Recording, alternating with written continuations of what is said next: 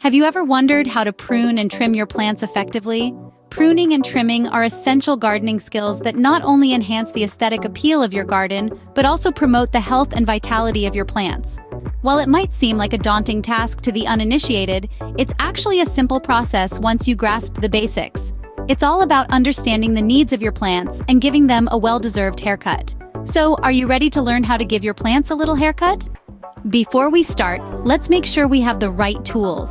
Pruning shears, loppers, and a pruning saw are essential. Remember, clean, sharp tools are key to achieving the best results. With these tools at hand, you're ready to start pruning and trimming your plants. Now get your gloves on. It's time to prune and trim. Let's start by identifying the parts of the plant that need your attention. Look for dead, diseased, or broken branches. These are the first to go. Remember, your aim is to remove anything that could impede your plant's growth. Next, let's talk about the proper cutting technique. Hold your pruning tool at a 60-degree angle to the branch. This angle is crucial as it encourages water runoff, preventing diseases. Make sure your cuts are clean and sharp. Ragged cuts can cause unnecessary stress to the plant. Finally, it's time to trim the plant to maintain its shape.